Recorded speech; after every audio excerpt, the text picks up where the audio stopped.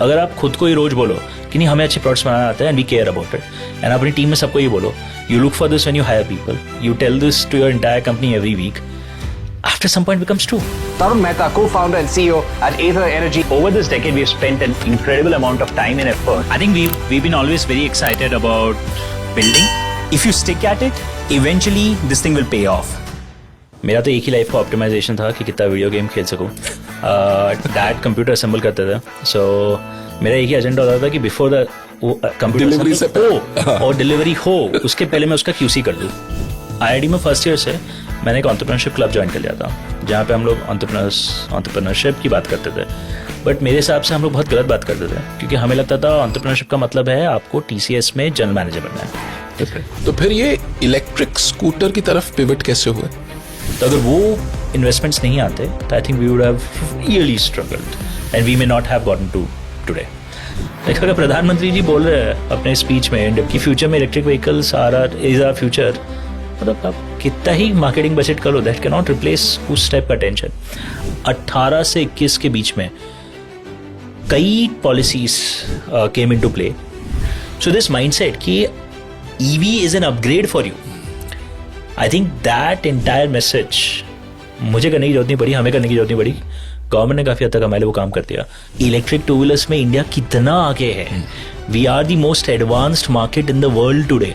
अगर आज की तारीख में आप एक इंजीनियर डिजाइनर है और आपको टू व्हीलर्स में काम करना है, India is the make a for you. You have to come here. A lot of young audience who would be watching this podcast, उनके लिए आपको क्या मैसेज होगा?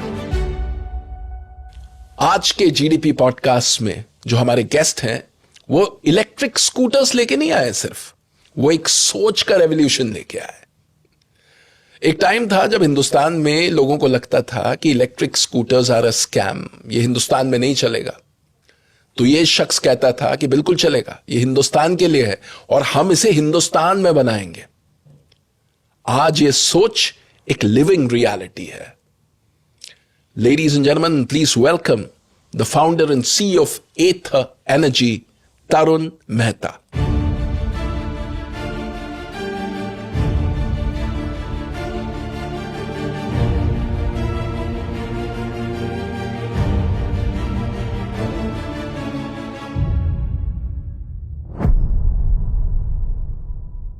Hi Tarun, welcome to the GDP podcast. Thank you. Tarun, मैं थोड़ा research कर रहा था आपके बारे में और आपकी जर्नी मुझे लगता है is going to be very inspiring for our viewers, specially for our young viewers, क्योंकि आपकी स्टोरी इतनी रिलेटेबल है. ऐसा लगता है कि हर किसी की स्टोरी शायद कुछ ऐसी ही है और फिर कुछ ट्विस्ट एंड टर्न्स आ गए और suddenly you really made it big. तो एक होप सी होती है कि अगर तरुण कर सकता है तो हम भी कर सकते हैं, हम सब कर सकते हैं. सो शुरुआत करते हैं आपके बचपन के दिनों में. तो परिवार कैसा था, कहाँ पले बड़े, थोड़ा ये बताइए. जरूर. सो मैं एक मारवाड़ी परिवार से हूँ. Grow up in Ahmedabad, so in some sense a little bit Gujarati भी हूँ. Parents were there when I was born. क्या करते थे mummy papa? So mom is an LIC agent, was a homemaker, then became an LIC agent. And पापा का individual एक खुद का बिजनेस था. अच्छा. पहले वो कंप्यूटर असेंबल करते थे back in the 90s and early 2000s, जब कंप्यूटर असेंबल करने का एक बिजनेस हुआ करता था. एंड देन उसके बाद में सॉफ्टवेयर सेल्स में थे वो. अच्छा. एक्सटेंडेड परिवार में कुछ लोग के बिजनेसेस है, पर काफी लोग सर्विस में. अच्छा. तो थोड़ा बिजनेस भी था, थोड़ा सर्विस. हाँ, मतलब मेरे घर पे तो मोस्टली सर्विस ही था, मतलब छोटा बिजनेस ही था. तो ये आपकी जो अर्ली ईयर्स थे, हाँ. आप कैसे थे? How were you as a student, how were you as a child? I grow up in Ahmedabad. वहाँ पे मेरा तो एक ही लाइफ का ऑप्टिमाइजेशन था कि कितना वीडियो गेम खेल सकूं. डैड कंप्यूटर असेंबल करते थे, सो एवरी न्यू कंप्यूटर जो असेंबल करते थे जिसमें भी नया वो इंटेल का चिप लगता था, मेरा एक ही एजेंडा होता था कि बिफोर द कंप्यूटर Delivery से हो और डिलीवरी हो उसके पहले मैं उसका QC कर दूँ. तो QC करने के लिए कोई एक नया गेम आया होगा, वो मेरे को इंस्टॉल करना है, और रात के 12 घंटे है जब तक सुबह पापा उठेंगे, और तब तक मेरे को इंस्टॉल करके गेम खेल के अनइंस्टॉल करके निकल जाना है. तो मैंने तो ताकि खबर ना लगे. नहीं, खबर तो खैर लगी जाती थी, बट उतना ही विंडो होता था मेरे पास. विंडो होता नहीं था. सो जितना वीडियो गेम खेल पाया, आई थिंक मैं तो पूरा निचोड़ के निकाल लिया उसको. तो ग्रो अप ऑन क्लॉ, आपके कुछ व्यूअर्स को पता भी होंगे games, age of empires, sim city, ये सब गेम्स. तो बहुत टाइम स्पेंड किया इस पे. तो वहां से थोड़ा इंजीनियरिंग का कीड़ा आया. I can't say that, but वहाँ से आई थिंक क्रिएटिविटी काफ़ी आई. मेरे हिसाब से games were pretty important thing to be creative. And इतना अगर गेम खेलना है तो आपको कहीं पे तो कुछ पॉजिटिव भी करना पड़ेगा ताकि डांट नहीं पड़े. So that was studies. तो अच्छा, तो you good at studies. as good at studies. Yeah. Okay. Number ठीक ठाक आ ही जाते थे. एंड इनफैक्ट मेरा पूरा ऑप्टिमाइजेशन ये होता था कि मैं घर पे होमवर्क लाऊं ही नहीं. सारा अच्छा। होमवर्क स्कूल में ही खत्म स्कूल में करके निपटा दिया. ताकि घर पे पूरा टाइम मैं जितना खेलना चाहूँ खेल सकूँ. नीचे खेलना है या वीडियो गेम खेलना है, जो भी करना है.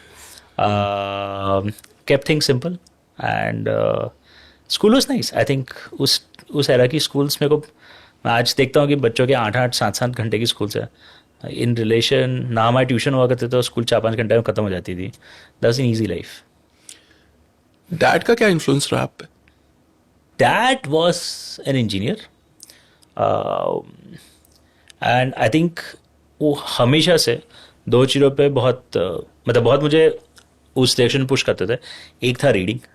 He was particularly big fan of reading, particularly comics, stories. Comics? Yeah. तो कॉमिक्स में बहुत जल्दी स्टार्ट कर दी थी. Comics, story books. कौन सी तो उसका फ्री सप्लाई था मेरे घर. कौन सी कॉमिक्स थी. बहुत सारे. He had his own collection of Indrajal comics from 1970s. Oh yeah. He had at least like 100 of them. Phantom, Mandrake, yeah, actually only these two, and sometimes that space, one more space guy. Flash Gordon. Flash Gordon. Yeah. Flash Gordon. So he had a big supply of those, and then he got me. दूसरी बात ये, उस time Champak, लोटपोट, अमरचित्र कथा, Mickey mouse वो सब, and then a few other books also. So he got me into reading in a big way. It worked well क्योंकि अगर बच्चा इंट्रोवर्ट है थोड़ा, तो उसको आप वीडियो गेम्स दे दो और बुक्स दे दो, तो I think life sorted. And you were introvert. I think I was. मतलब अब कहना मुश्किल उस टाइम क्या था, but I think I was looking at my own sides. दूसरा, he was a big believer of building. हमारे घर में 3 अलमारी भर के औजार पड़े थे. अच्छा. किस टाइप के औजार. सारे, प्लम्बिंग से लेके वुड कटिंग से लेके 5 टाइप के फ्लेम थ्रोज होंगे, पता नहीं क्यों थे इतने. अभी भी है. सो हर टाइप के स्क्रू के वो डब्बे होते हैं ना, सब में स्क्रूज लगे हुए हैं, वॉशर्स लगे हुए, सारे होते थे. तो कुछ बना नहीं आई थिंक हमसे कभी, बट पूरे टाइम आपके सामने रहते थे. एंड पूरे टाइम वीकेंड्स पे कुछ ना कुछ R&D चलती रहती थी घर पे. तो जस्ट ए कंफर्ट कि हाँ, obviously you want to build things and that's a good thing, it's a positive thing. I think dad का ये इन्फ्लुएंस तो काफी रहा. And what about mom. Mom was actually very supportive, extremely supportive. Particularly जब startup किया तब actually सारी value तब निकली, because it's easy to panic जब आपका बच्चा स्टार्टअप करता है, specially after having gone to IIT and all those dreams of कि यार US जाएगा, पढ़ाई करेगा, सॉलिड पेडिग्री के बाद मैकेंसी में जॉब लगेगा, बट उसकी जगह अनएम्प्लॉयड. बट आई थिंक तब काफ़ी कॉन्फिडेंस, काफ़ी clarity and a very supportive environment at home overall because of her. तो ये एक स्टार्टअप फाउंडर के लिए उनकी जो फैमिली का जो सपोर्ट है, हाँ. वो जो फाउंडेशन है, वो कितना इम्पोर्टेंट होता है. बहुत ज़्यादा. आपको एक एग्जांपल देता हूँ.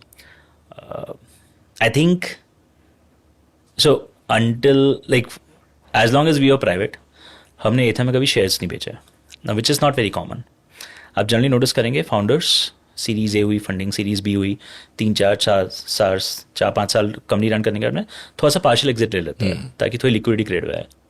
मैं कभी लिया नहीं क्योंकि मेरे परिवार ने कभी मुझे लेने नहीं दिया. अच्छा. क्योंकि दे वर ऑल लाइक, वो एक्सट्रीम एक middle class simple upbringing, company के शेयर्स बेच देंगे, ऐसी क्या जरूरत है. नहीं, मैं सोचा घर ले सकते हैं, घर लेना तो कंपनी के शेयर्स बेच देंगे. इट्स लाइक सेलिंग जेवर. हाँ, यस. अच्छा, मैं सोचा था सैलरी कुछ सेट करूँ. अभी तो तुम्हारी कंपनी प्रॉफिटेबल नहीं है और तुम्हें सैलरी बढ़ा नहीं है. तो इतना लाइक वो अलाइनमेंट जल्दी आ जाता है अगर आपकी फैमिली सपोर्टिव है.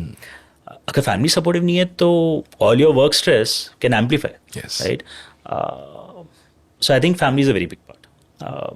Your wife, your parents, everybody. And communicating with them on the stage of your journey, and so that they also are aligned to the overall direction. See, I would not say कि आप सब कुछ communicate कर पाएंगे क्योंकि काफ़ी मुश्किल रहता है. And I think that is really where the strength of the family comes through. अगर आपको सब कुछ बताना पड़े ताकि उन्हें समझ में आए, वो आपको सपोर्ट कर सके, तो इट्स अ लॉन्ग जर्नी. क्योंकि रियलिटी है आप सब कुछ तो नहीं बता पाएंगे. एंड ऑल्सो अगर आप like once you start up ना, आपको रियलाइज होगा कि लाइफ में बहुत आपको मूड स्विंग्स बहुत होता है. Like you will wake up and कुछ तो हुआ होगा कंपनी में, कुछ तो मार्केट में कुछ हुआ होगा, अटेंशन कहीं मिला होगा, कोई न्यूज़पेपर में, इकोनॉमिक टाइम्स ने कुछ छाप दिया होगा, and you will be very happy, right? You will get up with like an extreme excitement, like breakfast पे super like top of the world, and then office जाओगे और कुछ पता चलेगा अच्छा ही टाइमलाइन तो फट गई, 6 महीना पीछे हो गया, या फिर पूरा लॉट ही मैन्युफैक्चर ही नहीं हुआ, या खर्चे बढ़ गए, कुछ हो गया. And then by afternoon you are like depressed, you don't want to talk to anybody. तो आप कितना ही ट्राई कर लो, and you would have done this 2 times 3 times before you come back home. तो आप कितना ही ट्राई कर लो, इट्स नॉट पॉसिबल कि आप अपनी फैमिली को कभी पूरी तरीके से बता पाओगे कि हाँ देखो सुबह ये हुआ, फिर आफ्टरनून में ये हुआ, फिर मैंने इस आदमी से बात करी तो उसको मैं कन्विंस कर पाया, फिर यहाँ पे इन्वेस्टर से बात करी, वो बहुत ही डिप्रेसिंग मीटिंग थी, फिर यहाँ पे मैंने कंपनी को टॉक दिया, वहाँ पे लोग बहुत एक्साइटेड हो गए, तो अभी तो मैं एक्साइटेड हूँ, ठीक है, एज ऑफ नाउ. सोने के पहले देखते क्या होता है, तो आप ये तो बता नहीं पाओगे, रियलिटी है. It's like a mood sense sex. Perfect. Yeah. So reality है कि your family just has to be comfortable with it. And that's a strength and maturity of your family. कि हाँ, you will have to give you that much space to understand कि यार this thing will happen to your life. Will be supportive. आप happy हो, very good. You're feeling low, कोई बात नहीं, बहुत अच्छा खाना बन रहा है. Let's all go out together. Let's talk about maybe the spouse का work क्या चल रहा है. You want to walk back home and not feel like आपको सब कुछ explain करना पड़ेगा, because you can't. Yeah, got it. Super. तो supportive parents, fun household, you kept everything simple as a student and all was good. और फिर you get into IIT Madras. Yeah. तो ये journey कैसी रही and IIT Madras ने तरुण को कैसे बदला? IIT was a little bit of a surprise because पहले बात तो मुझे पता नहीं था IIT कुछ होता है.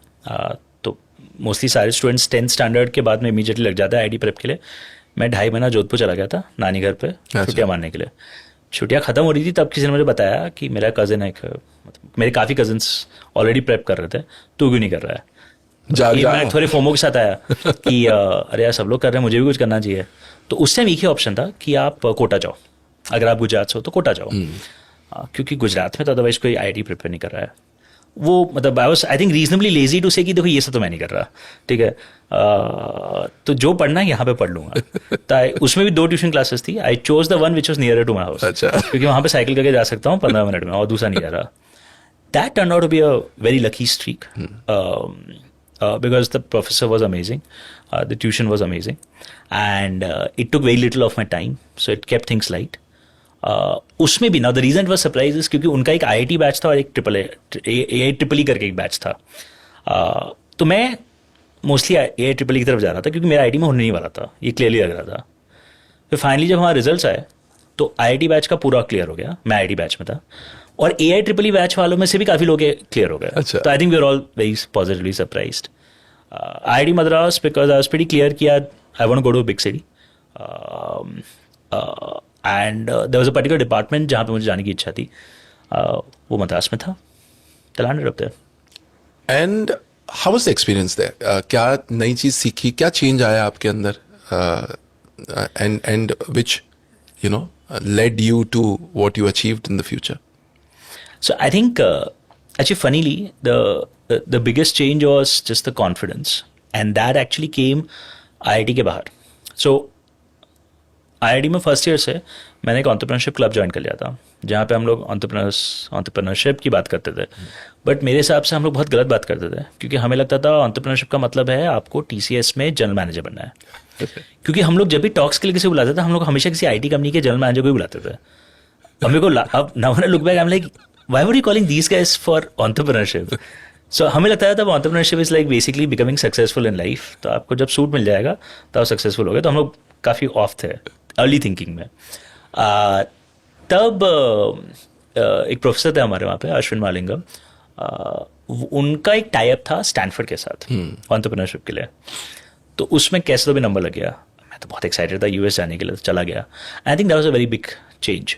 आई was there for a week and हम लोग स्टूडेंट्स के साथ ही रुके हुए थे वहाँ पे. एंड मैं जिस रूम पे रुका था वहाँ पे 3 स्टैनफोर्ड के स्टूडेंट्स थे. तीनों के स्टार्टअप्स थे. They like all 4 of us were second year students and उन तीनों के स्टार्टअप्स थे. कुछ आता पता नहीं होगा गया, but all 3 of them were very confident. All 3 of them were dreaming already very big. और अब जहाँ भी जाओ, anywhere you walk in Stanford, everybody was thinking of a startup. ये also 2009 की बात है. So this is the Facebook era, right? Like Facebook, Google, everybody is like super successful. सब वो आसपास ही घूम रहे हैं वहाँ पे Palo Alto में. And I think it was the first time मुझे realize हुआ, oh holy shit, entrepreneurship का मतलब suit and general managership नहीं है. Actually as a student you can create something. आप value बना सकते हो as a student. It's actually possible. So I came back and then I started looking for opportunities जहाँ पे हम भी कुछ वैल्यू बना पाए. And I think that was the biggest change for me personally. I think it also थोड़ा sign of times. उस time के अराउंड 2008-2009 के आसपास IIT मद्रास में काफ़ी बदलाव आ रहा था. वहाँ पे एक सेंटर फॉर इनोवेशन ओपन हुआ था, which was a student run lab to build things. तो very very engineering approach कि यार हमें like as students we can build anything. आपको ड्रोन्स बनाने हैं, आपको quadcopters बनाने हैं, आपको रोबोट्स बनाने हैं, आपको रेस कार बनानी है, बना सकते हो, पूरा बना के रन करो उसको. That was a extremely confident thing to happen. So both these axes पे आप कुछ बनाना चाहते हो और आप कंपनी बनाना चाहते हो, दोनों पे I think the confidence in the general air, मतलब पूरा बोलते हैं ना एटमॉस्फेयर बदल रहा था. So I think we are in the midst of something very magical in those years in at least IIT Madras. Great. और फिर co-founder स्वप्निल जैन से मुलाकात वो कैसे हुई? How did that happen? So Swapnil मेरा बैचमेट था. हम लोग सेम हॉस्टल में थे, सेम डिपार्टमेंट में थे, सेम क्लास में थे. तो obviously we knew each other from day one. Second year में वो गया था UK to showcase a concept जिस पे वो काम कर रहा था, Sterling Engines. मैं गया था US Stanford to attend this entrepreneurship thingy. And both of us came back, met, and वो काफ़ी excited था to build this engine. And I was very excited to basically start a company. तो हम लोग बैठे थे एक बार और उसका मैंने आइडिया सुना कि वो क्या बना रहा है. मतलब कि ये and I kid you not, ये इतना revolutionary concept था. अभी ये आइडिया के ऊपर तो अपन कंपनी स्टार्ट कर सकते हैं. I think this is blue our minds. Like both of us could not have imagined that एक prototype can be a step towards building a company. It was never imagined. Like a prototype is basically prototype. आप एक lab में कुछ बना रहे हो, you are having fun. अगर आप कुछ कोर्स के लिए बना रहे हो तो कुछ कोर्स के पॉइंट्स मिलेंगे, नहीं बना रहे तो आप फ्री टाइम में बना रहे हो वीकेंड के लिए. The idea that this can be the starting thing which 100 steps later एक कंपनी बन जाएगी उस पे, was a crazy idea. But I had just seen many people do that in Stanford like last week. So I was very bullish कि अरे यार ये हो सकता है. हाँ, अपन अगर ये वाला इंजन बनाएंगे तो ये इंजन का सोने इंजन को बेच कैसे सकते हैं. And that just started a very long journey for both of us. Always walking, evenings में walk कर रहे हैं, weekends में बैठे हैं, लैब में बैठे हैं, just constantly philosophizing कि यार अपनी कंपनी क्या होगी, how will this thing become a saleable product, अपना कस्टमर कौन होगा, अपना सेगमेंट क्या है, अपना डिफ्रेंसिएशन क्या है. ऑल द स्टफ जो शायद MBA में सिखाते हो, पता नहीं सिखाते, but all that became every day for us. So that's how we started. Engine से स्टार्ट किया. We spent a few years building that engine. We spent many years building that engine, but उससे company नहीं start कर पाए. But the idea कि हमें energy sector में company start करनी है, हमें फिजिकल प्रोडक्ट्स बनाने हैं, और हमारी जो कोर फिलॉसफीज है गवर्नेंस पे, एथिक्स पे, डिज़ाइन पे, वो सब इस फेज में वो कॉलेज के 2-3-4 साल उसमें बन गई. और वो क्या फिलॉसफीज थी जो फाउंडिंग फिलॉसफीज थी, वो जो कोर फिलॉसफीज थी, वो क्या थी? 2-3 चीज़ें थी. एक तो confidence in engineering. Both of us were engineers first. Trying to startup, तो एक insane confidence कि यार engineering can be like magic. It's like a superpower. If you yield it, if you use it like that, कि यार हाँ कोई भी solution का problem हम engineering से निकाल सकते हैं. In fact, starting philosophy तो हमारी इतनी extreme थी. We said we will not hire anybody who does not have an engineering degree. And I'm not saying engineering में or design में. I'm saying anybody in the company. Across functions. Across. So our first hire in business, marketing, creative, our creative head today, he was an engineer. Our first marketing head was an engineer. Our first HR hire was an engineer. Our second HR head hire was an engineer. Our first recruitment head was an engineer. तो ये थोड़ा extreme philosophy हो गया था, ये sustainable नहीं था, मुझे पता है, बट ये माइंडसेट कि engineers are like very powerful. It's a superpower. It's a superpower. I think ये एक हमारी फिलोसफी बन गई कंपनी में. दूसरा एक कॉन्फिडेंस कि we can build great products. This is less of philosophy and more of a confidence. I think ये हमारा पता नहीं some reason बहुत early stage में आ गया कि no only हमें समझ में आता है कि बढ़िया प्रोडक्ट्स कैसे बनाना है and we care about it.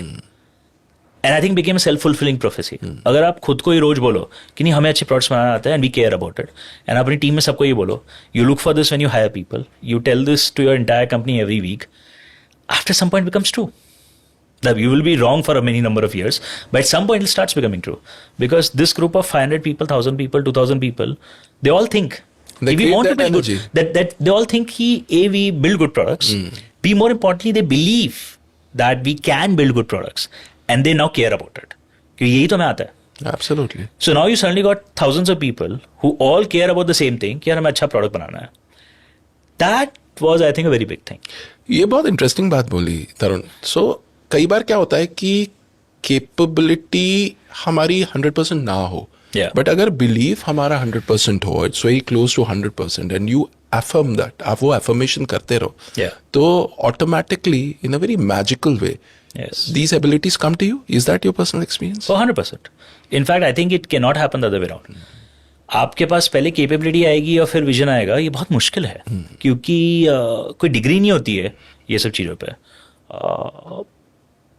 You have to first put a target out and then walk towards it. Right? Put a vision out and then walk towards it. If you can't visualize your end state, अगर आप पहले claim नहीं करोगे कि यार at the end of this journey we will be like this, अगर आप ये पहले क्लेम नहीं कर सकते तो how do you know what you're walking towards? Peter Thiel uses this word कि आप differentiation कर रहे हो या आप integration कर रहे हो. And his point is कि there is one model in which you incrementally improve. Right कि आज मैं ऐसा करता हूँ, कल मैं इससे थोड़ा बेटर प्रोडक्ट बनाऊंगा, कल मैं उससे थोड़ा बेटर प्रोडक्ट बनाऊंगा, परसों मैं उससे थोड़ा बेटर प्रोडक्ट बनाऊंगा. ये एक इंक्रीमेंटल अप्रोच है. दूसरा है कि भाई आज तो हमने कोई प्रोडक्ट बनाया नहीं है, पर we will be the greatest product brand in India in the next 10 years. Then everybody starts thinking about, okay, what is missing? Everything is missing. But what is missing? All the things that are missing to help us get there. Right तो मुझे लोग कैसे चाहिए, मुझे किस type का funding चाहिए, मुझे किस टाइप के इन्वेस्टर्स चाहिए, मुझे किस टाइप का ब्रांड चाहिए, मुझे किस टाइप का डिजाइन चाहिए. Everything is look from that perspective. Then becomes also easy because ये खाली फिर फाउंडर का काम नहीं रहता है. You can start any development, any product and the entire company is in sync. Right तो वो सिस्टम बैड प्रोडक्ट को जल्दी आने नहीं देगा, वो ऑटोमेटिकली रिजेक्ट करता रहेगा. सो इट्स नॉट लाइक अच्छा एक स्टीव जॉब्स है जो मास्टर है जो बैठा है सब कुछ आप उसको दिखाओगे तो रिजेक्ट अप्रूव होगा. The entire system is thinking like that. हर लेवल पे there is a filter. Correct. So I think it's very important कि ये ड्रीम थोड़ा पहले सेल हो जाए. आई थिंक वो हमारा ऑर्गेनिकली सेल हो गया था. अमेजिंग. तो फिर ये इलेक्ट्रिक स्कूटर की तरफ पिवट कैसे हुए? सो ये भी थोड़ा सिचुएशन है. तो हमें तो एनर्जी कंपनी स्टार्ट करनी थी. We both graduated. Company start नहीं हुई थी, हम लोग इंजन्स पे काम करते रह गए. इसमें एक साइड बार अगेन एक और enabling piece. There was a professor of arts, उनके साथ हमने काफ़ी पेटेंट्स फाइल करना स्टार्ट कर दिया था while we are still in college. In fact we might have been the highest patent filers in IIT अच्छा इन दैट ईयर और maybe for a long while. हमने उस साल कुछ 6-7-8 पेटेंट फाइल कर दिया था. उनमें से एक पेटेंट एकदम रैंडम बैटरीज पे था. क्यों मत पूछिए, हमने बहुत चीज़ों पे फाइल किए थे पेटेंट्स, कंस्ट्रक्शन इक्विपमेंट था, इंजन्स थे, बैटरियाँ थी, बहुत चीज़ें फाइल। अच्छा, इतना वाइड स्पेक्ट्रम? हाँ, बहुत वाइड स्पेक्ट्रम था, हम बहुत चीज़ों पे एक साथ काम कर रहे थे उस टाइम। तो बैटरीज पे आइडिया था, पेटेंट फाइल कर दिया, आगे बढ़ गया। फिर जब मैं जॉब पे था, so I had a lot of free time in my first job. तो पहले 6 महीना में काफ़ी सोचता रहा कि बैटरीज पे क्या कर सकता है, बैटरीज इलेक्ट्रिक व्हीकल्स में जाती है, क्या हो सकता है। तो I started reading and I realized कि यार electric vehicles are the future, it's obvious, क्योंकि you don't need to invent anything. ऐसा नहीं है कि कोई एक नया टाइप का केमिस्ट्री इन्वेंट होगा तो EVs will become real, या कोई नया टाइप का इलेक्ट्रॉनिक्स बनेगा तो EVs will become real. It was obvious that listen, motor exist करती है, battery lithium and battery exist करती है, चार्जर एग्जिस्ट करता है, you just have to put them together in a sensible format, कि तो बनता है. And China was already starting to see early success, and Tesla was starting to see early success in US. So we said it's obvious that in the next 10 years India में भी आने वाला है, we should build electric vehicles. Initially we did not think हम electric vehicle बना सकते हैं, क्योंकि यार व्हीकल बनाना तो खैर बहुत बड़ी चीज़ हो जाती है, बहुत बड़ी चीज़ हो जाती है, राइट? लाइक बजाज है, हीरो मुंजाल्स है, TVS है, ये बहुत बड़ी है, मतलब 100 साल 50 साल पुरानी कंपनियाँ हैं. तो अर्ली ऑन वी सेड एक काम करते हैं, अपन बैटरियाँ बनाएंगे, will build these batteries which will go in these electric scooters. In fact हम OEM को सप्लाई भी नहीं कर पाएंगे, हम उतने बड़े भी नहीं होंगे. हमारा स्टार्टिंग व्यू था कि हम लोग रेट्रोफिट करेंगे एग्जिस्टिंग व्हीकल्स में. फिर हमने बैटरी बनाई, वो बैटरी को डेमो करने के लिए हमने स्कूटर बनाया. एंड हमें रियलाइज हुआ जब भी हम कस्टमर्स को दिखाने का ट्राई करते थे, nobody cared about a battery, everybody like the scooter.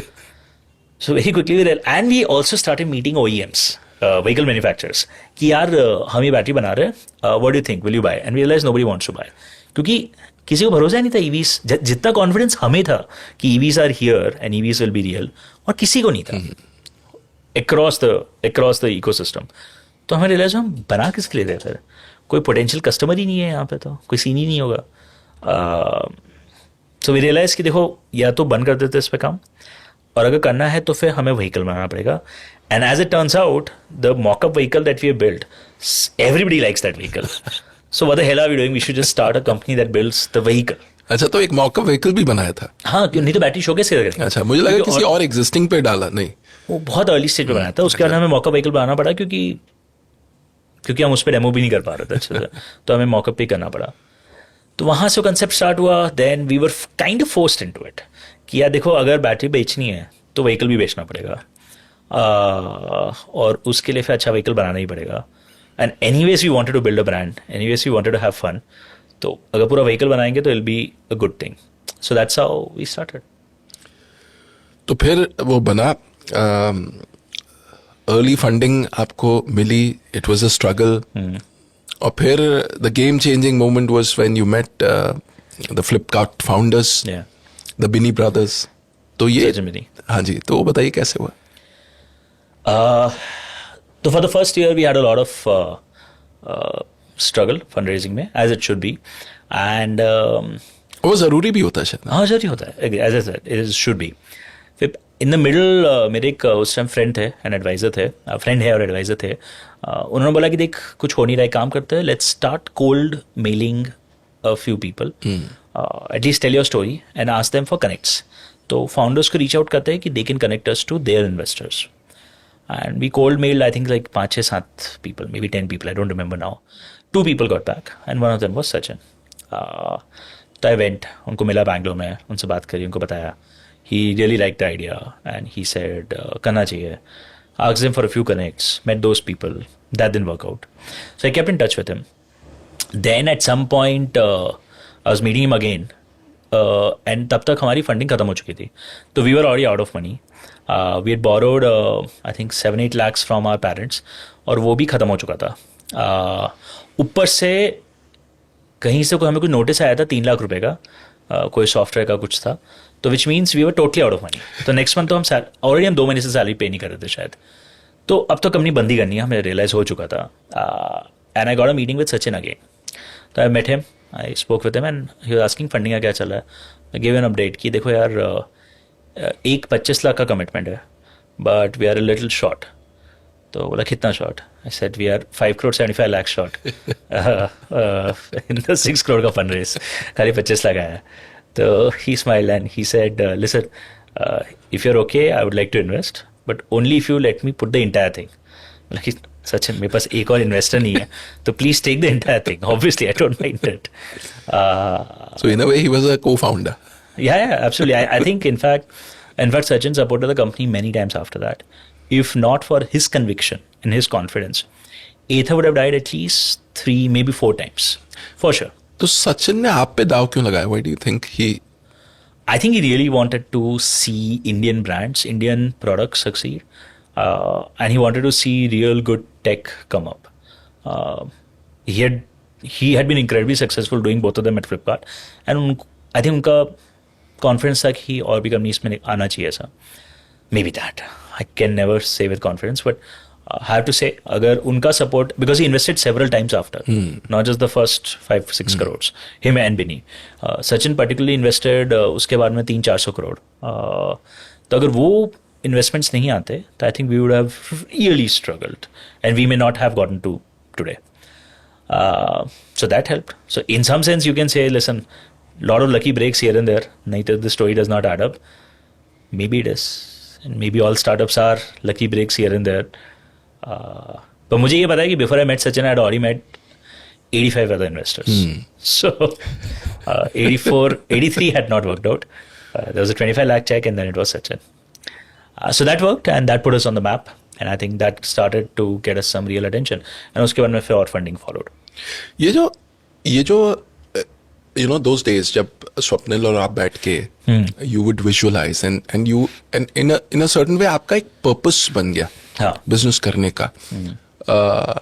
वो purpose कि energy sector को disrupt करना है, optimize करना है, उसके cost को reduce करना है. ये जो the reason for doing what you're doing, ये जितना आपका sharp हुआ और जितनी authenticity उसमें आना शुरू हुई, do you think that played a role in you know maybe the Binny brothers you know agreeing to walk along with you? Maybe, in fact likely. I think अगर I've always believed that founders should have a lot of clarity about the end vision. कि ultimately achieve क्या करना है ये सब करके. You can have phases of confusion, you can have years of confusion, but ultimately achieve क्या करना है. I think founders should have a lot of clarity about that. Somehow we had about at least क्या vehicle बनाना है and किस तरीके से बनाना है, which lasted us for many years. And I think that really helped, because हुआ ये कि every pitch that we made was a very honest pitch. Like we were not trying to change a story कि अच्छा ये आदमी को take समझ में आता है तो इसको हम सॉफ्टवेयर की स्टोरी सुनाएंगे, ये आदमी को कंज्यूमर समझ में आता है तो इसको हम ब्रांड की स्टोरी सुनाएंगे, इसको क्विक ट्रैक्शन देखना है तो इसको हम बोलेंगे फटाफट प्री ऑर्डर आ जाएंगे. ऐसा करना नहीं पड़ता था और हम कर भी नहीं पाते. तो हमें क्लियर था कि इस तरीके से बनाना है, क्या बनाना है. So we just had to repeat the same story again and again. I think it helps having that in clarity. And वो ऑथेंटिसिटी, बिकॉज कई बार अक्सर क्या होता है कि यू नो आप देखते हो कि ये ट्रेंड चल रहा है, इस तरीके की इंडस्ट्री चल रही है, so you get distracted, but you guys were never distracted. आपको क्लियर था कि what are your passion, what are the things that drive you और इग्नाइट यू, और उसी को आप बेहतर करते गए, अपने पे ज्यादा काम किया before you actually got into the market place. I think that you know वो आपको उसने बहुत clarity they the. See, I think life is too short. You don't want to basically waste your life building for what people are excited about. कोई point नहीं है. If you're doing this for money, there are lots of ways to make money. We've been very clear. We want to do जो हमें करना है, जो what we will enjoy. There is no point of chasing anything if you're not going to enjoy the journey. Because by the time you will feel like you achieved something, you will be 45-50 and आपकी practical life तो खत्म हो गई है. So we've been very clear in our 20s, in our 30s, hopefully in our 40s also. हमें सिर्फ वही करना है जो हमें करना था. So when we were 50s, we would have already felt like, you know, life was good, life was successful. So we've had a few visions, we have had a few ambitions. We've largely only followed those. Obviously, you have to temper yourselves. आपको थोड़ा आपको pace out करना पड़ता है. You have to be practical also. But what you're building towards should only be stuff that you are excited about. अगर वो नहीं है तो फिर इवेंचुअली मर जाओगे, मतलब पॉइंट नहीं है किसी और का ड्रीम चेस करने के लिए. Yeah. अच्छा तरुण, अब थोड़ी ईवीज की बात करते हैं. मुझे ऐसा लगता है कि ईवीज का राजयोग जो है वो 2014 2015 ऑनवर्ड्स आना शुरू हुआ. पहले हमें तो पता भी नहीं था कि ईवी क्या है, एंड सडनली चीज़ें बदलने लगी. I remember the early days जहाँ पे लोग कहते थे कि यार ये चीज़ तो हिंदुस्तान में चलेगी नहीं, ये तो फ्लॉप प्रोडक्ट है, दिस इज अ स्कैम. और फिर एक गेम चेंज हुआ, माहौल बदला. तो ये जो माहौल बदलने में सरकार का क्या रोल रहा है आपके हिसाब से? सी आई थिंक 2-3 चीज़ें हुई लास्ट 10-1 साल में. The technology was there, products were missing. Products पे companies like ourselves worked, but a very important angle यहाँ पे जो हमेशा मिसिंग था वो consumer acceptance and consumer interest का था. आप कितना ही प्रोडक्ट बना लो, you can have a much longer journey of conversion अगर the average customer is not interested. And जो पहले जनरेशन के हमारे इलेक्ट्रिक व्हीकल्स आए थे, due to variety of reasons, सम उनके कंट्रोल में थे, सम उनके कंट्रोल में नहीं थे. यू राइट, इलेक्ट्रिक व्हीकल्स थोड़ा स्कैमी साउंड करते थे, थोड़ा टॉय जैसे लगते थे. बिल्कुल. फ्लाईओवर नहीं चढ़ेंगे, 2 लोग नहीं बैठ पाएंगे, बैटरी खराब हो जाएगी वगैरह वगैरह. आई थिंक व्हाट मेरा ऑब्जर्वेशन रहा है कि स्टार्टिंग सम टाइम अराउंड 2015-2016 से एक amazing clarity in policy making I around clean energy vehicles, specially electric vehicles. And I think वो क्लैरिटी, आई थिंक ये एक may be one of those few sectors जहाँ पे the clarity has lasted a decade now, and the upfront plan was communicated एकदम clearly with reasons कि यार हमें fuel, हमें पेट्रोल इंडिपेंडेंस चाहिए, हमें एमिशंस कम करना है, और हमें नए टेक्नोलॉजी प्रोडक्ट्स पे मूव होना है. तो तीनों को साथ में लगाओ तो इलेक्ट्रिक व्हीकल्स पे जाना चाहिए. And while the journey has seen its ups and downs, I think that commitment has stayed. And I think the best thing that happened in the starting years is कि multiple ministers TV पे जाके they said very good things about EV. Right? अभी अगर आप जाके बार बार अपने speeches में, public appearances में, न्यूज़ के सामने, सब जगह बोलो कि इलेक्ट्रिक फ्यूचर है, EVs are good, आपको EV खरीदना चाहिए, सबको EV बनाना चाहिए, पेट्रोल बंद करो, ठीक है. Even if this sound very extreme lines कि बैन कर देंगे, it triggers a thought process for the average customer कि यार ऐसा क्या है कि गडकरी जी, पीयूष जी, प्रधानमंत्री ji, multiple ministers, they all saying कि इलेक्ट्रिक फ्यूचर है. तो थोड़ी जिज्ञासा तो होगी. एटलीस्ट आप जब नेक्स्ट व्हीकल खरीदोगे तो आप बोलोगे देख तो लेता हूँ ईवी में क्या है. I think that's a very powerful thing, and I think we can not discount that. In fact, that probably played the most important role. क्योंकि प्राइवेट कंपनीज कितना भी मार्केटिंग कर रहे, the state machinery saying positive things and pushing the country to think about electric, आप उसको replace कर ही नहीं सकते. लाइक अगर प्रधानमंत्री जी बोल रहे हैं अपने स्पीच में इंडिपेंडेंस डे पे कभी भी कि फ्यूचर में electric vehicles is our future, मतलब आप कितना ही मार्केटिंग बजट कर लो, दैट कैन नॉट रिप्लेस उस टाइप का tension. I think that coupled with clear policy direction has played a very, very central role in making EVs mainstream today. Obviously, अभी काफ़ी जर्नी बाकी है, but यहाँ तक पहुँचने के लिए this has played a very important role. तरुण, एक चीज़ बताओ आप, ये जो बात कही ये बहुत पावरफुल है कि when the head of the state, when the prime minister, he bats for EV, he becomes like a brand ambassador for the category.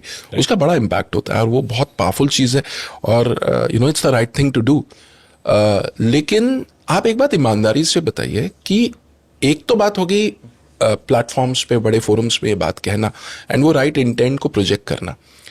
क्या वो राइट इंटेंट और ये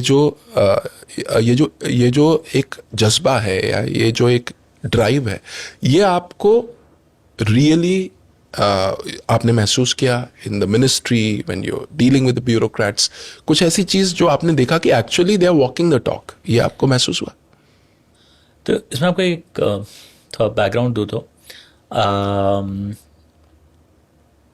okay, short answer yes, but how? See, अगर आपको actually EV support नहीं करना है at the ground level, आप टॉप पे कितनी भी बात कर लो, ग्राउंड पे आपको इंटरेस्ट नहीं है तो you will just do lip service. अच्छा, इलेक्ट्रिक व्हीकल्स पे कोई डिस्कशन है, just call the legacy players, right? बड़े खिलाड़ियों को बुला लो, काम हो गया. I think we saw change in that 2014 जब ये था. काफ़ी मतलब तब तो हमारी पहली राउंड की फंडिंग भी नहीं हुई थी. लिटरली लाइक हम कोई वेल फंडेड स्टार्टअप नहीं थे. हमारा टोटल फंडिंग 5-10 लाख, 15-20-25 लाख उतना होगा. उस लेवल पे भी हमारे एक प्रोफेसर थे, प्रोफेसर जुनवाला IIT में, he would submit a name कि अगर आप ईवी पे डिस्कस कर रहे हो तो consider calling this company. And I kid you not, 2014 में एटलीस्ट मैं 6-7-8 ट्रिप्स मारी होगी दिल्ली की, बिकॉज DST हुआ, नीति आयोग हुआ, MHI हुआ, उस समय DHI बुलाते थे उसको, चार्जर की बात हुई, स्टैंडर्ड्स की बात हुई, बैटरी की बात हुई, फॉरवर्ड लुकिंग पॉलिसी की बात हुई, इंसेंटिव्स की ज़रूरत है कि नहीं है हमारी. हर कन्वर्जेशन पे एथर गॉट पुल्ड इन. एंड एथर के पास अभी ये बेनिफिट नहीं है कि भाई बहुत मीडिया बात कर रहा है, इन्वेस्टर्स है काफ़ी अच्छे, कोई नहीं जानता, अभी कुछ नहीं है, right? But I think the fact that the bureaucracy took note of the fact कि यार ये लोग काम कर रहे हैं, ये लोग क्रेडिबल काम कर रहे हैं एंड इनका इनपुट लेना चाहिए, इस प्रूफ कि अटेम्प्ट खाली लिप सर्विस का नहीं था, अटेम्प्ट जेन्युइनली एंगेज करने का था. एंड उसके बाद में if you see just the number of policies that have emerged on EV supporting it through even some really tough times, I think ये प्रूफ है कि there was action, there was a lot of action on the ground. 3 things which you think the honorable Prime Minister did जिसने EVs की किस्मत को पलट दिया है हिंदुस्तान में. First would be the overall public sentiment change. Talking publicly about EV, उनको एक पब्लिक प्लेटफॉर्म पे मेंशन करना, उनको रिस्पेक्ट देना, उनको सीरियसली कंसिडर करना. आई थिंक उससे EV काफ़ी कस्टमर्स के कंसिडरेशन में आ गया. इससे काफ़ी फ़र्क पड़ा है, no doubt about it. Second I would say would be driving actual policies. अगर आप देखेंगे 2000 मतलब वो 2000 मेरे ख्याल से 18 से 21 के बीच में कई policies came into play, and not just central level पे, उनको स्टेट लेवल पे भी काफ़ी पुश किया गया, काफ़ी इंकरेज किया गया, वेदर वो इंसेंटिव्स थे या फिर supportive charging policies, infrastructure policies, manufacturing policies, पूरा एक इकोसिस्टम बनाने का तरीका. I think that really kick started our industry in a big way, particularly suppliers के लिए, because suppliers need to see कि there is supportive state action. क्योंकि अगर सपोर्टिव स्टेट एक्शन है, क्योंकि रिमेंबर हमारे जो सप्लायर्स है वो भी एक तरीके से हमारे इन्वेस्टर्स हैं. बिल्कुल. मतलब as much as we are putting in money, हम भी चाहते हैं कि यार आप कैपेसिटी लगाओ, आप फॉरवर्ड के लिए इन्वेस्ट करो, ग्रोथ आएगा, सेक्टर बढ़ेगा तो आप इन्वेस्ट करो. उनको इन्वेस्ट करने के लिए they need to see those policy actions materializing, they happen. Third point जो पर्टिकुलरली मुझे बहुत ही सही लगा था was linking electric vehicles to progress. I think खाली कन्वर्जेशंस में और स्पीचेस में EVs were not just called as a credible vehicle, EVs को आपने फ्यूचर्स के साथ कोरिलेट कर दिया कि भाई हमारे फ्यूचर इलेक्ट्रिक व्हीकल्स हैं, फ्यूचर क्लीन एनर्जी में है. अब जैसे आप फ्यूचर के आप कोई चीज को फ्यूचर से कोरिलेट कर दोगे, वो चीज ऑटोमेटिकली एस्पिरेशनल बन जाती है, क्योंकि our country is a rising economy. Absolutely. Right? Future will be better than today and yesterday. और लोगों को वो बात समझ में आती है. हाँ, मतलब कोई नहीं होगा कंट्री में बोलेगा नहीं फ्यूचर तो यार चूल्हे में जाने वाला है, राइट? एवरीबडी नोस, मतलब वी ऑल विल कंप्लेन, सब प्रॉब्लम है, बट फ्यूचर तो बेटर ही होगा ना. मतलब ऑब्वियसली इंफ्रास्ट्रक्चर बेटर होगा, इकोनॉमी बेटर होगी, ज़्यादा पैसा होगा, हमारी लाइफस्टाइल बेटर होगी. तो अगर आप कोई चीज़ को फ्यूचर से को रिलेट कर दो तो automatically that thing becomes an aspirational and an upgrade worthy thing. So this mindset कि EV is an upgrade for you, I think has been the single most powerful thing. क्योंकि मुझे याद है जब 2017 में हम लोग हमारा पहला शोरूम डिज़ाइन कर रहे थे, मेरा सबसे बड़ा स्ट्रेस ये था कि यार लोग मानेंगे ही नहीं कि इलेक्ट्रिक व्हीकल क्रेडिबल है. लोगों को लगेगा ये कंपनी भाग जाएगी, ये व्हीकल टॉय है, इसका कोई फ्यूचर नहीं है. तो मैं बहुत इंसिस्टेंट था कि बढ़िया से खर्चा करो, एकदम महंगा वाला मार्बल लगाओ, ब्यूटीफुल शो पीसेस लगाओ, लाइक व्हीकल्स का एकदम फुल डिस्प्ले चाहिए मुझे, सो लोगों को लगे कि यार ये फ्यूचर टेक्नोलॉजी है और ये लोग क्रेडिबल है, कहीं जाएंगे नहीं. आई थिंक दैट एंटायर मैसेज मुझे करने की जरूरत नहीं पड़ी, हमें करने की जरूरत नहीं पड़ी. गवर्नमेंट ने काफ़ी हद तक हमारे लिए वो काम कर दिया. I think that's been a big thing for industry. Today electric vehicles at least हमारी इंडस्ट्री में they are all basically harbingers of future technology. जितना भी नया टेक्नोलॉजी है वो आज की तारीख में इलेक्ट्रिक टू व्हीलर्स में ही पहले आ रहा है. एंड कंज्यूमर्स भी एक्सपेक्ट कर रहे हैं. And I think that's a very positive thing. Amazing. अच्छा, honourable prime minister Narendra Modi ji से आपकी पहली मुलाकात कब हुई? इसी अगेन इसमें भी स्टार्टअप्स को काफ़ी भाव मिला टाइम पे, if I would use that word. So I met him I had an opportunity to meet him one on one in 2023. But actually उसके काफ़ी साल पहले 2017 में एक इवेंट था हैदराबाद में, चैंपियंस ऑफ चेंज करके. उसमें भी ईवी एक थीम था और स्टार्टअप्स इनवाइटेड थे, तो मैं उसमें गया था. एंड मैं ग्रुप में था. तो every group was presenting to the prime minister after spending a day or two in deliberation कि भाई पॉलिसी पे क्या एडवाइस है आपका. तो हमारा 4-5 अच्छा, पहले इकट्ठा हुए, यू डिस्कस्ड, डेलीब्रेट किया आपने, फिर एक एडवाइजरी डॉक्यूमेंट बनाया, फिर वो प्रधानमंत्री जी को आपने प्रेजेंट किया. तो मैं वो 4-5 लोगों में था जिन्होंने ईवीज के ऊपर पॉलिसी डॉक्यूमेंट प्रेजेंट किया था. तो ऐसा नहीं कोई हमने बैठ के आधा घंटा 2 घंटा बात करी होगी, 20-25 मिनट का हमारा सेशन था. उसमें मैंने थोड़ा सा बोला होगा इंट्रोडक्शन के साथ. And that was actually the first time I met him because हम लोग we were walking back to the cafeteria and the PM was coming पीछे से, so obviously security was clearing all of us. Obviously he won't remember, but I remember he tapped me on the back and he reminded me in Gujarati, जल्दी बनाइए आप electric vehicle, we all waiting, we want to see EVs. And he walked out. It was a very good thing. Yeah, obviously. तब तो हम production में भी नहीं थे, so actually stressed था. So that was the first time. The next, the larger opportunity was in 2023. वो बैंगलोर में थे and I was lucky to be part of a group that got called in. तो उस टाइम हमें one-on-one मिलने का मौका मिला, हमारी कंपनी के बारे में बताने का मौका मिला. तो क्या बातचीत हुई उस time? I think we were just telling him कि how startups are crucial.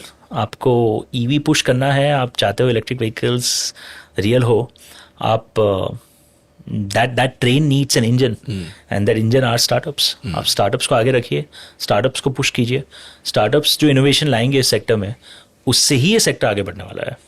Obviously we need legacy players to also build, but startups are the ones जो इसको पुश करेंगे आगे. तो मैंने एग्जाम्पल्स दिए, हमने और हमारे जैसे कितने स्टार्टअप्स है ईवी सेक्टर में, हम सब ने क्या काम किया है, हम लोग किस चीज़ पे फोकस कर रहे हैं, एंड द फैक्ट कि हम लोग एक्चुअली R&D इंडिया में कर रहे हैं. क्योंकि मेरे लिए ये काफ़ी एक स्ट्रॉन्ग पॉइंट रहा है, काफ़ी स्ट्रॉन्ग कन्विक्शन रहा है कि कोई नई टेक्नोलॉजी पे काम करना है तो वी शुड नेवर थिंक कि यार जापानीज़ कहाँ है, यूरोपियंस कहाँ हैं, अमेरिकन्स कहाँ हैं. अब ज़रूरत नहीं होनी चाहिए हर चीज़ में. एंड हमारे सेक्टर में एक्चुअली ये तो मेरा पर्सनल एजेंडा रहा है, मैं जब भी किसी को पॉलिसी में मिलता हूँ टू रिमाइंड देम कि इलेक्ट्रिक टू व्हीलर्स में इंडिया कितना आगे है. We are the most advanced market in the world today.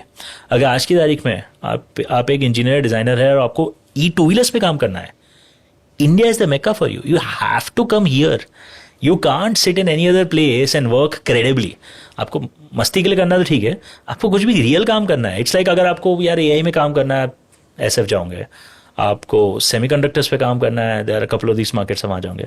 Electric two wheelers में काम करना है, आपको इंडिया आना पड़ेगा. So I have been trying to remind and educate everybody कि कितना काम हो गया है, हम लोग कितना आगे हैं किस टेक्नोलॉजीज में. Every opportunity I have just been talking about that.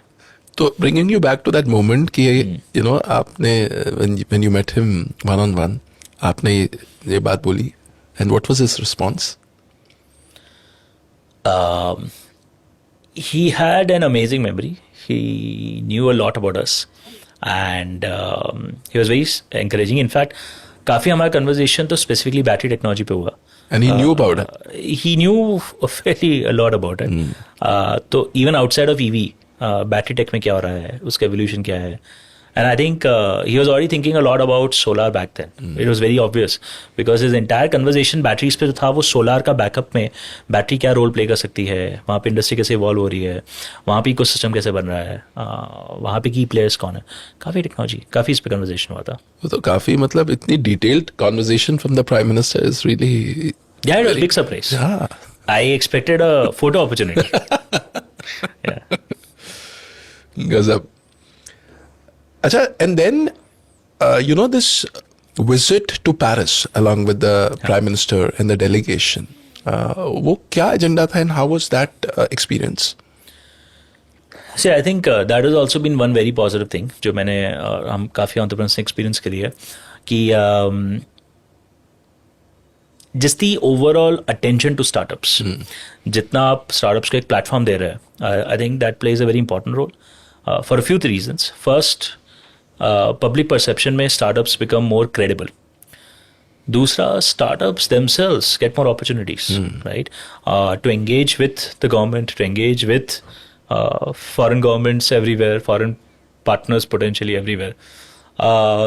So आपके व्यूअर्स को जिनको पता नहीं होगा, but basically for at least many years now हमने ऑब्जर्व किया है कि जब भी the prime minister is going out on meeting a different country, उनके साथ अगर कोई इंडस्ट्रियल ग्रुप जा रहा है तो इंडस्ट्रियल ग्रुप में कुछ ना कुछ स्टार्टअप्स ऑलमोस्ट जरूर होंगे, which I don't think was the case in the past. पहले इतने स्टार्टअप्स ही नहीं थे. दूसरा, अगर स्टार्टअप्स थे भी तो स्टार्टअप्स को जो इंडस्ट्रियल ग्रुप जा रहा है उसमें इंडस्ट्रियलिस्ट होंगे, which is generally the second generation industrialist of somebody who made it big in some other time, right? Startups या नई कंपनीज नहीं आएगी उसमें, क्योंकि ना उनका रेवेन्यू होगा, ना प्रॉफिटेबिलिटी होगी, ना मार्केट कैप होगा, 50 रीजन है. But to put startups there, same darza diya unko. Same darza, right? I think it's an amazing thing. It does a lot for startups ka credibility and just giving confidence to the entire ecosystem. So that was my opportunity when he went to France. मुझे मौका मिला उनके साथ travel करने का, उनके साथ join करने का. हुई वहाँ भी कुछ इंटरेस्टिंग मोमेंट्स? नहीं, वहाँ पे तो खैर वो बिजी थे. वहाँ पे तो बिजी थे ऑब्वियसली, बट हमें मौका मिला टू टॉक अबाउट हम ई-टू व्हीलर्स में इंडिया में क्या कर रहे हैं, हम लोग क्या टेक्नोलॉजी बना रहे हैं. एंड तब से I been trying to highlight that we should feel confident that कि हम लोग एक्चुअली टेक्नोलॉजी में इतना आ गए अब कि European companies are nowhere near us in e two wheeler tech. So that was a platform that I started using to talk about it, and last 2 साल से इसके लिए I've been talking about that. क्योंकि otherwise जनरल assumption होता है obviously Europeans तो कहाँ पता नहीं कौन सा अलग दुनिया में होंगे, वो तो क्या गजब टेक्नोलॉजी होगी. हाँ, नहीं है, इंडिया में अपना काफ़ी आ गया है. इतनी डरने की ज़रूरत नहीं है कि स्टैंडर्ड्स वही बनाएंगे, टेक्नोलॉजी तो नहीं पता है, प्रोसेस तो नहीं आता है. अगर कोई एक्जीक्यूटिव हायर करना है तो कोई फिरंग एक्जीक्यूटिव वहाँ से लेके आओ. क्यों? इंडिया में अब ज़्यादा बेटर टैलेंट है, इंडिया में आपके पास बेटर कॉन्फिडेंस है, and India में आपके पास बेटर कैपिटल है. So I've been on that mission. Amazing. अच्छा, आपने ऑनरेबल प्राइम मिनिस्टर को बड़े करीब से देखा इन वेरियस फोरम्स, तो 3 ऐसी leadership qualities which you think are stand out, which are very inspiring about him? See, the couple of times I've seen him, एक तो energy. Like even the one-on-one meeting was at like some 11:45 in the night, and I know that he had landed at like in the evening from another place where he was giving a speech. So at 11:45 we were already looking for coffee, we were already trying to zone out, many of us, and he was meeting batch after batch after batch with an incredible amount of energy. So I think the stories जो सुनते हैं कि if somebody is rising to the level of the Prime Minister of India, that can't happen without that energy level, and certainly his energy levels, I think those are really true. तीसरा, attention to detail. मैंने और काफ़ी startup entrepreneurs ने जो मैंने conversation notice किया है, observe किया है कि feedback that you send if you get an opportunity to him और टू हिज टीम, वो ऑलमोस्ट कभी भी खोता नहीं है. अच्छा. ऐसा ऐसा नहीं है कि हाँ आपने बोल दिया थैंक, आपकी चिट्ठी के लिए थैंक यू गई अंदर, उस पे फॉलोअप तो पक्का होगा. इट्स पॉसिबल कि it may not lead to something immediately, but follow up पक्का होगा, which means somewhere somebody is tracking it. तो आई थिंक वो जो रिगर है, वो जो डिसिप्लिन है, that clearly he is brought in, I think has been very valuable. And तीसरा, optimism. That is something I have observe from a distance hearing him. Just the share optimism in his own tone. You never feel like, कि भाई ये like this topic is going nowhere, or things are looking dark, or things are not looking good. I think that optimism is infectious. So these 3 things. Amazing. तरुण, अब थोड़ी सी बात करते हैं about policy initiatives और उनका क्या impact रहा है on the EV sector. FAME 2 and the GST cuts जो हुए, उसने इन इनिशिएटिव्स ने आपको पर्सनली कैसे बेनिफिट किया, and EV as a whole कैसे बेनिफिट किया? I think FAME 2 came at the perfect time because two reasons.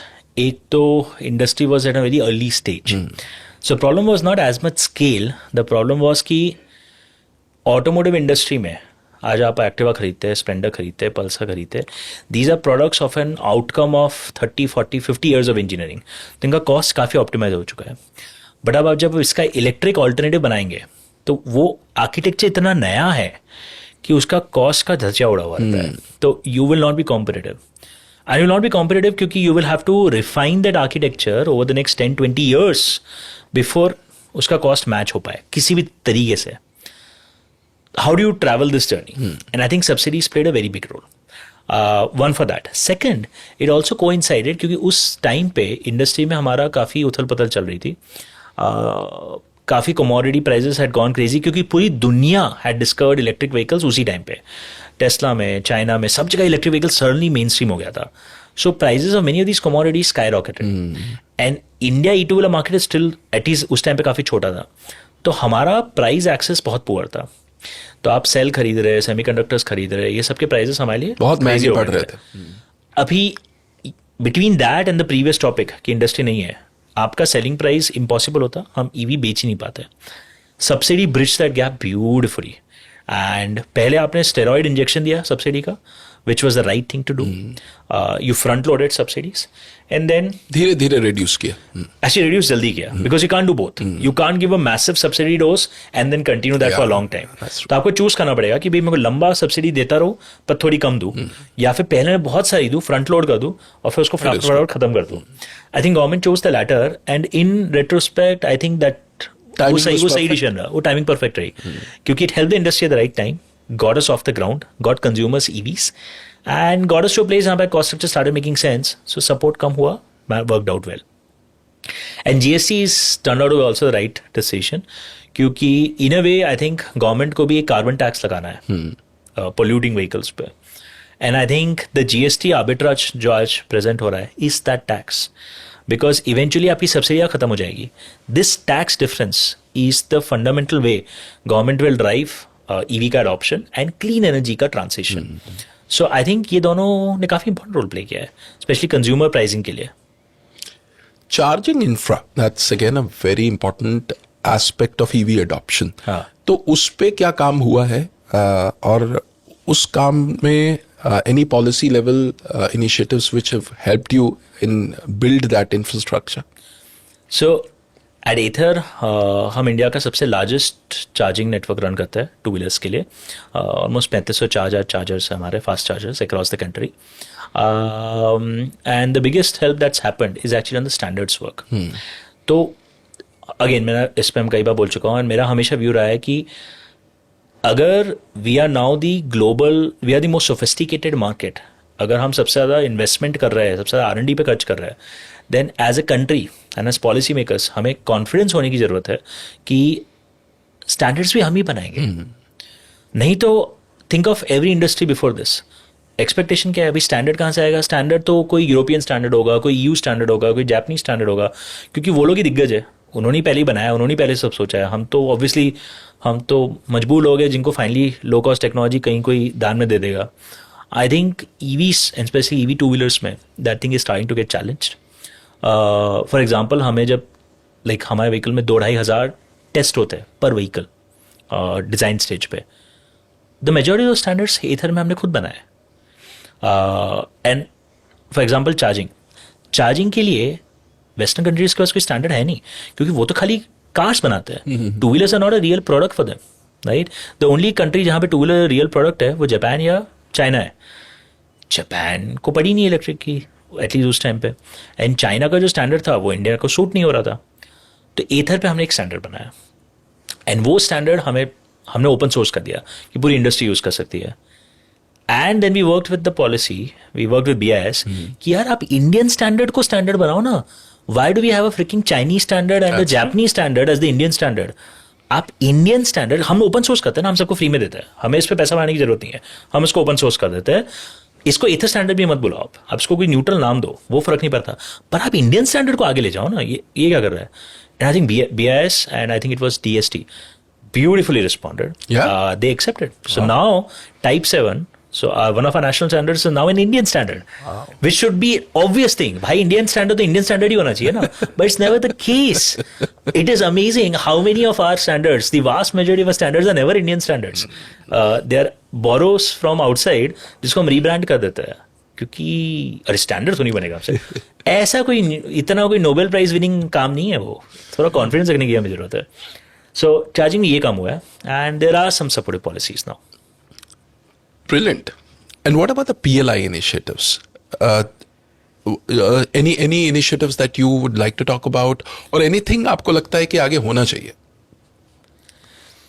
See, I think PLI एक टॉपिक है जिस पे मुझे लगता है कि I think it is one of those areas where we need to pull startups more. PLI is a massive enabling policy, right? क्योंकि इससे आप एक मैन्युफैक्चरिंग इकोसिस्टम पूरा स्टार्ट कर सकते हो. बट अगर आप ऑटो PLI देखें तो it's not design to pull startups in. Like auto PLI में if you were a EV startup who was in production, आप अप्लाई नहीं कर सकते हो, right? And that I think should not be the case. Startups should be at the center of large structural policies like PLI. क्योंकि that is our government's intention, right? इतने सारे programmes all gear to put startups at the centre. PLI should be also in the same line. अगर मैं आपको analogy दूं, and I said that a few minutes back also, EV एक नया technology game है. Legacy players will not move to this automatically, right? You need disruptors, you need innovators, you need startups जो push करेंगे industry को नई चीजें बना के, and they will not die. And their continued existence and their continued innovation is going to force the legacy makers कि यार अब हमें भी बनाना पड़ेगा, नहीं तो लोग हंसेंगे कि यार हमसे EV नहीं बन रहा. And that's the right thing. And they will build. मैं नहीं कह रहा हूँ वो बनाएंगे नहीं, obviously वो भी बनाएंगे. And you need both of them together. Legacy makers का existing capacity is the train के डब्बे. But you need the startups as the engine to pull the damn train forward. And we need to look at transformative policies like PLI to support startups. अगर आप startups को नहीं support कर पाएंगे, innovators को feed नहीं करेंगे to push this, how will you move forward? So we need to continually do that. And I think startups should be at the center of all our policy making. Okay, so तरुण, अब rapid fire के लिए आप तैयार हो? तो इस segment का नाम हमने रखा है फास्ट चार्ज विद तरुण मेहता. तो creative names. So I'll ask a fire away question. फटाक से जवाब देना आपको. The first ever scooter that you rode? Chetak 150cc. An engineering hack that you're still proud of? Engineering hack that I'm still proud of. I think it was assembling an engine. हमारे पास gasket नहीं थे, तो we came up with a very innovative way of assembling, but I can't explain. It was assembly of an engine without enough material that we came up with back in 2009. Yeah. One subject that you just couldn't survive in college? In college, I couldn't survive coding. Hated it. Absolutely. Pitch in one line. Why should one work at Ather? I think we are going to be building the most important product company in India, perhaps ever. And you have an opportunity to literally lay down the philosophies and the working style of how to build products here in one single place. So you'll be working with some of the best product talent in India ever. What's more stressful, product delays or investor calls? Product delays. Investor calls were never stressful क्योंकि हम लोग we always be so transparent that the call was never a stressful thing. Delays are the ones that are stressful. One app that you check first thing in the morning? First thing in the morning, sales planning. So we have an app for it.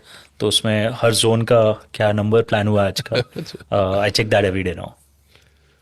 One founder that you admire and would like to swap your life with him? Like swap my life? No, I think I like my life. I don't think I'll be swapping lives. But founders that I really admire, honestly, in my observation, it has to be somebody like Sachin. He built an iconic company, and he built with a lot of confidence and conviction. I hope to have that kind of conviction. What's more draining, a bad battery or back-to-back meetings? Back-to-back meetings are actually better. You want to stuff all your meetings in one slot and be done with them instead of having meetings with 20-minute breaks in between for like 11 hours, 12 hours. One myth about EVs that refuses to die. By God, that अरे ultimately तो सारी electricity petrol से बननी है तो फिर क्या फर्क पड़ता है लाइफ में. That is such an insanely stupid argument that understands no science behind it. कि how efficiency of an internal combustion engine is different from the efficiency of a freaking fuel plant that is set up for 600 megawatts. And it is outrageous that really smart people keep sharing these articles, typically by petrol lobbies. Every month there will be a post that will go viral कि अरे electric vehicles तो कोई point ही नहीं है, you are just moving pollution away from cities to गाँव में. I'm like how, like इतने paper लिखे, इतना नंबर समझाया है, गवर्नमेंट ने आपको समझाने का ट्राई किया है, नीति आयोग ने आपको समझाने का ट्राई किया है कि भाई moving to petrol, even in moving out from petrol to EV, even in India reduces your emissions by half. People just forget. Yeah. Okay, तो जाते जाते a lot of young audience who would be watching this podcast, उनके लिए आपको क्या message होगा? How can they contribute in creating a prosperous, strong India? I think India in this phase needs builders. आप build करिए, जो भी build करें. I'm not saying you have to build products. You're building a brand, you're building a company, you're building products, whatever you're building. आप build करने का try करिए instead of just being traders.